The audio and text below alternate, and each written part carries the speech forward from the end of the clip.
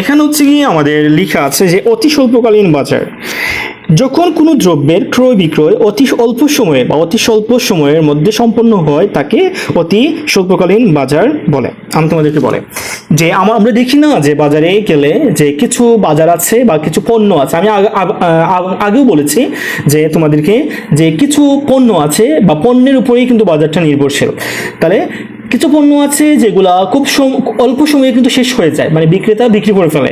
যেমন হচ্ছে গিয়ে শাকসবজি এগুলো আছে না, তারপর হচ্ছে গিয়ে মাছ আছে, এগুলো কিন্তু খুব কম সময়ে কিন্তু বিক্রি করে ফেলে মানে বিক্রেতা।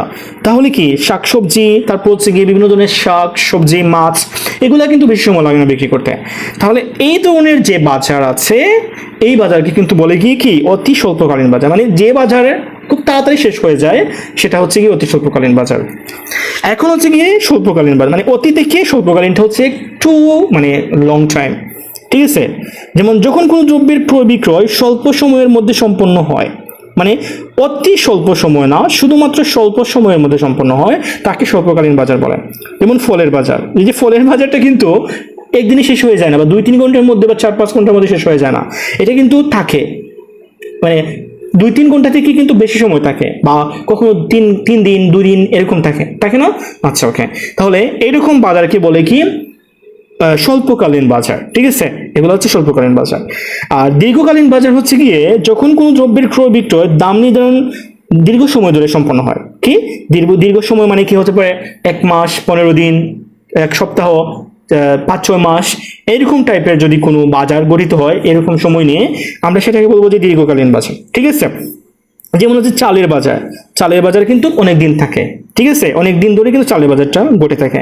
আচ্ছা, এখন হচ্ছে অতি দীর্ঘকালীন বাজার কি, মানে অতি দীর্ঘকালীন মানে অনেক দিন স্থায়ী থাকবে। যেমন হচ্ছে যখন কোনো দ্রব্যের ক্রয় বিক্রয় দাম নির্ধারণের নতুন প্রযুক্তি ব্যবহার করা হয়, মানে হচ্ছে যখন কোনো দ্রব্যের ক্রয় বিক্রয় বা দাম নির্ধারণে নতুন প্রযুক্তি ব্যবহার করা হয় এবং দাম নির্ধারণ করা সম্ভব হয় না তাকে অতি দীর্ঘকালীন বাজার বলে। যেমন রোবটের বাজার যেটা আছে, ঠিক আছে, মানে হচ্ছে গিয়ে মানে এই যে বাজার যে আছে অতি দীর্ঘকালীন যে বাজার আছে এটাতে কিন্তু এটা কিন্তু কি হয়, নতুনভাবে দাম নির্ধারণ হয়, ঠিক আছে। মানে দাম নির্ধারণের জন্য কি হয়, প্রযুক্তি ব্যবহার করা হয়, ঠিক আছে, যাতে মানে দাম নির্ধারণ করা সম্ভব হয় না বা করা হয়, এবং দাম নির্ধারণ করা যদি সম্ভবই হয় না বা কঠোর হয়ে যায় বা কঠিন হয়ে যায়, সেরকম বাজারকে আমরা বলবো যে অতি দীর্ঘকালীন বাজার। যেমন হচ্ছে রোবটের বাজার, বিভিন্ন টেকনোলজিক্যাল ডিভাইসের বাজার, প্রযুক্তিগত যতগুলো ডিভাইস আছে বা পণ্য দ্রব্য আছে ওইগুলোর বাজার, ঠিক আছে।